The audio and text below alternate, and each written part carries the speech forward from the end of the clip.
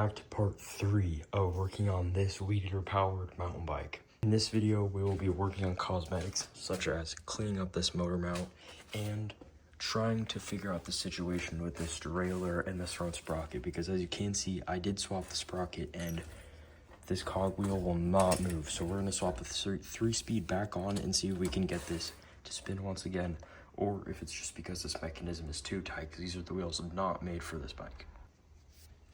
Just to get out of the way, let's sand down this motor mount. All right, honestly, I am way too lazy and fat to clean this up. Eventually, I will just remove the motor mounts off of the motor and spray paint it. But it is -10, so that is not a possibility right now. So we are gonna try to buff this paint, just a cheap little wheel on a drill. But we're gonna see what it does. So I'll get to you guys when I get that set up. All right, we do got this drill set up. How many times do I say all right in a video? All right, guys. Let's dab some of that on there.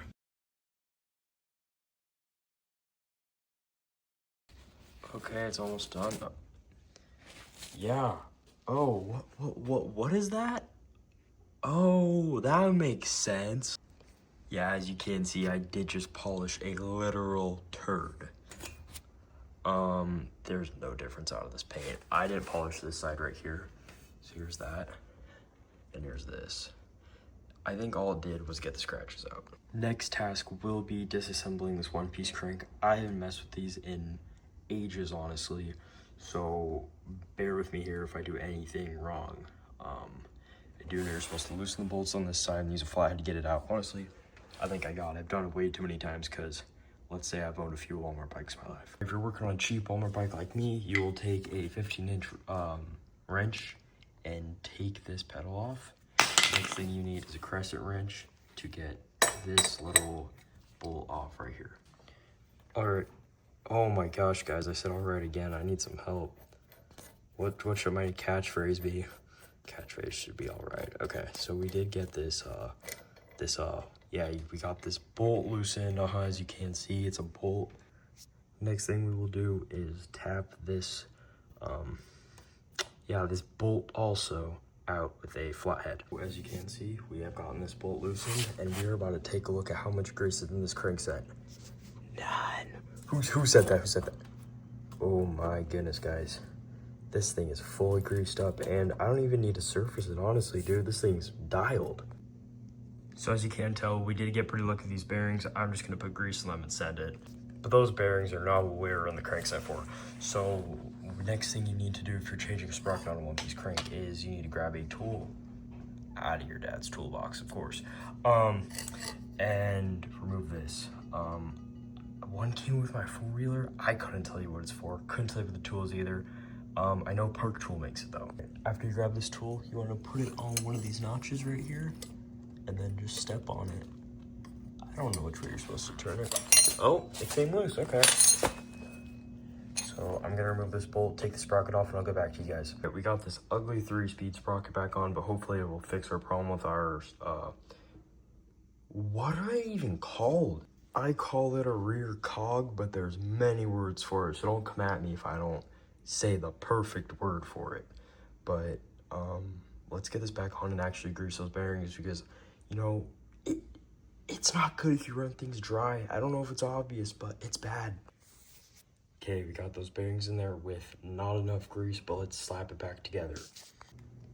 And look how smooth this crank moves after being fully serviced. Yep, this thing is, this bike is like brand new now, because I mean, look, dude, it moves back down even when you push it, like, look. So my assumption was right, it actually is that rear cog, or whatever you want to call it. So this 3-speed is completely useless. I probably will put the single-speed 36-tooth back on, but I need to slap, I'm assuming my plan is, a washer, because when you bend this frame a little bit, you have some wiggle room. So need to just come up with something to space this out. I'll get back to you guys. We did get that wheel back on, and what we did is installed a spacer right into here, so this rear cog is not hitting the side of this frame anymore. We did have to bend the frame a little bit, but that is okay. It is getting late, so I'll pick up to you guys and install this front sprocket tomorrow. All right, guys, this is the next day, and I think we left off on putting spacer on this rear cog so that it actually spins now, but we do not need this 3-speed, so I'm gonna put this 36-tooth sprocket back on the front so it looks cleaner and less weight, because this thing is heavy. So I will get back to you guys once I get this 36-tooth sprocket back on. All right, so as you can see, I say all right a lot. Yeah, that's something you can see.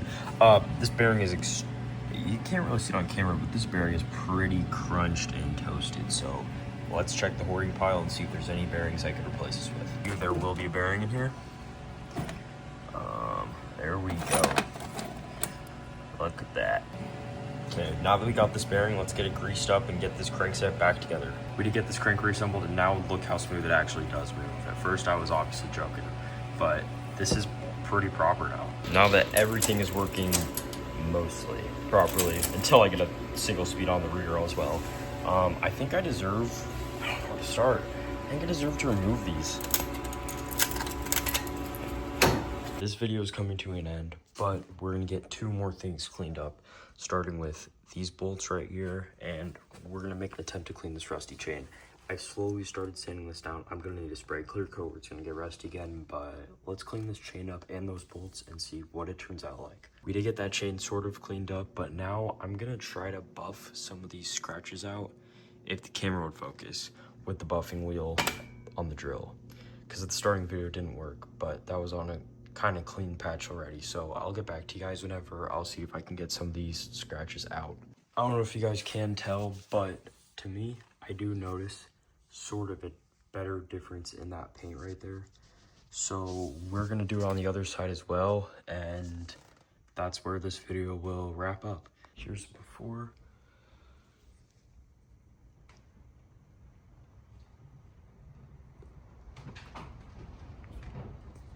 And here is that after.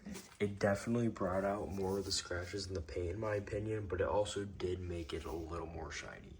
I know I continuously keep saying that this is the end of the video, but we will need to tighten up these bolts for this these handlebars, and that will be the end of the video. Finally, this is the end of part 3. If I'm just gonna give you guys a recap of everything I've done, because I know at the end of these videos the bike looks the exact same. So for starters, what we did this video was, did I do anything?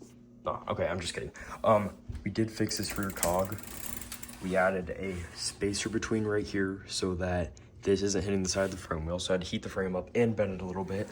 We swapped a 3-speed on the front for the sprocket and then put the 36-tooth back on, because doesn't this look cooler?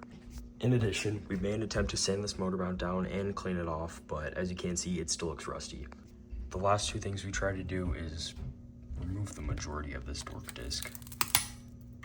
It's a tedious process, not worth it. We also did try to buff this paint, and it did turn out a little bit better.